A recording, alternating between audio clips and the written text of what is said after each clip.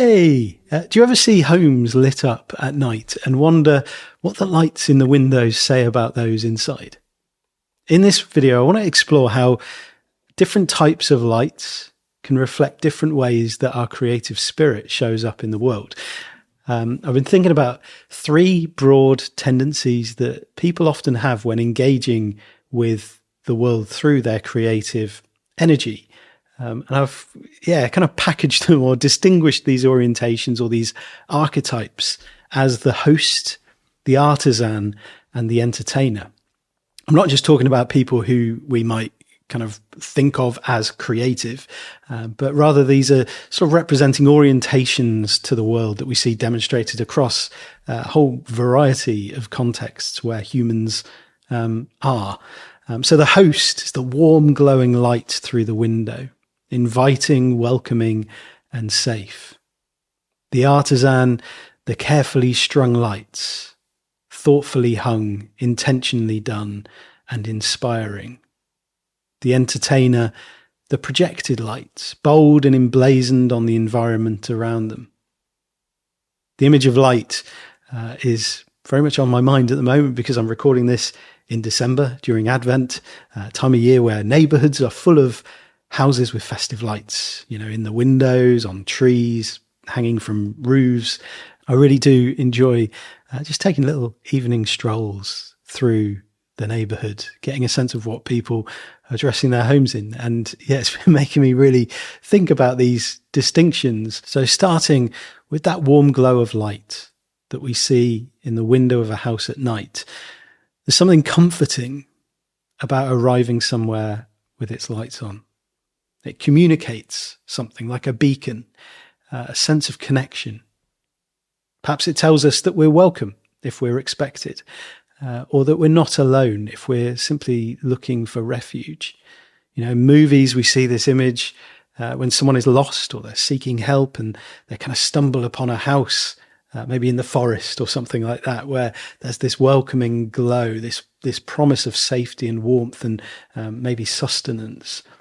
And unless it's a horror movie, the light on in the window is a welcome and a welcoming sight. And there are people like this, people who provide this sort of beacon of invitation, inviting us to participate, to collaborate and to contribute to a whole that is greater than the sum of its parts. They help us become who we are by providing the conditions to explore with freedom and support. And so in this sense, they're like a home with a warm, slow, glowing light in a dark and sleepy neighbourhood. They're not forceful. They're not blinding.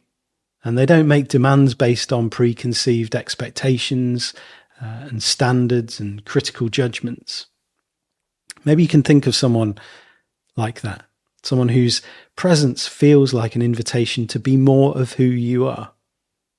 To explore more, to create more, to connect more deeply, where it's safe to fail and there are surprises waiting to be unwrapped. And next, there are the beautifully decorated homes where displays of lights have been intentionally crafted. These lights are the result of deep care and consideration and thoughtfulness and planning. They gently illuminate the world and inspire others with new ideas to potentially emulate and integrate into their own way of doing things. These displays cause people to stop and admire the unique handiwork, appreciating the product of the time and effort that's been poured into them, noticing the attention to detail and the care and the skill that is reflected in this end result. There are people like this too. People who thrive on producing work that they can take pride in. They care deeply about the process, the craft, and the demonstration of skill. They might like pushing the potential of what they are capable of as a keen student of a particular craft or someone who's curious in learning new crafts. They explore techniques, they learn new skills, they pour their energy into building something meaningful to them. Maybe you know someone like this, someone who cares deeply about how they create, how they do things, taking joy in the act of crafting something excellent, something that speaks for itself. and for whom the result matters more because of the processes they've used to achieve it than the surface level appearance of things. And then finally, there are the lights projected onto the canvas. The sometimes bold, attention-drawing displays that create an effect on the world around them. These lights point to the person themselves. It's less about the content or the substance and more about the display, the style, the engagement. And there are people like this. They thrive in connection and rapport, shining brighter through the glowing reactions that they might receive from others. And their gift is their presence, their ability to grab and hold attention, to command the room, to tell an engaging story. They're comfortable when they're in the spotlight, and they thrive in spaces where they can entertain and energize those around them. Maybe you can think of someone like that, someone who illuminates the room with their energy and their ability to make quick fire connections and react to whatever comes at them in the situation they're in. And as I explore these, I don't want any of these tendencies, the host, the artisan, the entertainer, to come across as better or worse than any of the others. This isn't a hierarchical thing. It's kind of an observation that I'm making from, I guess, being and working with many people across these distinctions over the years. The world needs all of us and is much richer because of difference, because we hold a range of preferences and leanings.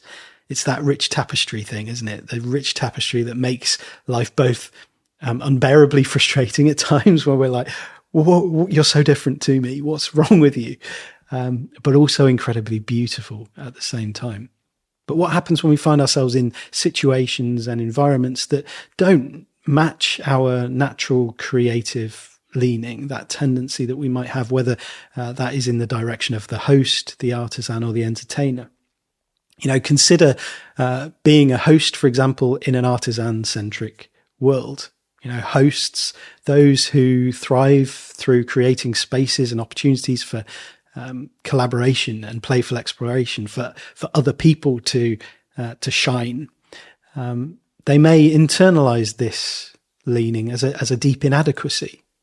In an artisan-driven world that values sort of excellent, polished results, skill mastery, technical understanding of things, the host might feel invisible or less than when they compare themselves to others. They might undervalue the space that they create for others, questioning whether this is meaningful work at all, whether this counts. So you might hear the story, you're not talented enough. You're not valuable because you don't create anything remarkable or impactful. This story might be spoken aloud and explicitly from those around them, or it might be something that is written for themselves when they compare what others are capable of with what they are able to do. And so value and worth is tied to talent and skill at the level of creative products, rather than that less measurable, softer skill. The host's light doesn't come from the end product. It comes from giving rise to the conditions for others to create safely, to explore, to grow. And so in a supportive environment for the host to thrive recognizes this, treasures this, values it in its own right, understands how important it is to have people who create those spaces for others. So, for example, we might think of someone who excels at bringing people together and facilitating environments of collaboration between people and coaching individuals with supportive questions and the sort of reflective conditions that help others grow deeper than they can alone. And then what if we think about the artisan in an entertainer world? An artisan pours their energy into the work itself, the process, the details, the pursuit of excellence, perhaps. But when they find themselves in a world that rewards boldness and visibility and performance, they might hear the story and internalize the story. You've got to put yourself out there. Nobody's going to care about your work unless you shine a spotlight on yourself. And so, artisans, those who find that fulfillment in perfecting the craft, in exploring possibilities, creating work that speaks for itself, so that they don't need to be at the center of attention.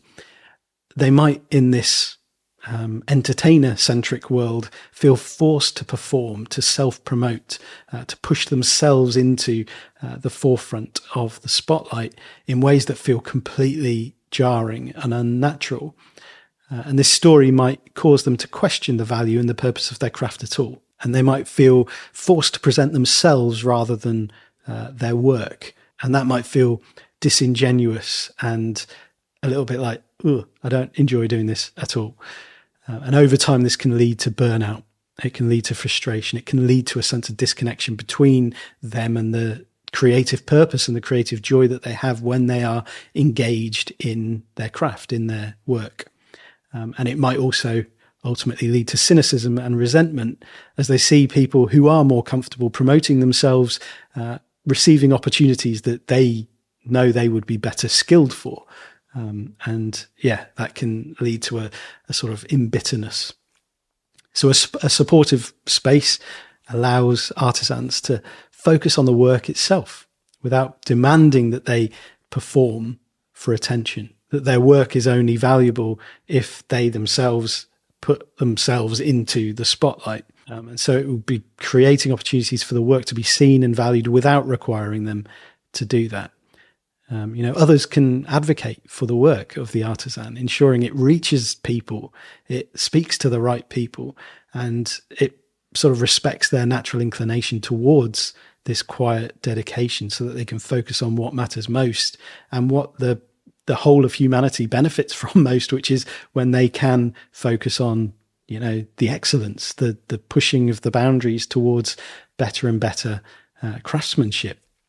For example, we might think of an artist who loves spending hours refining their work, but dreads promoting it on social media or being on stage.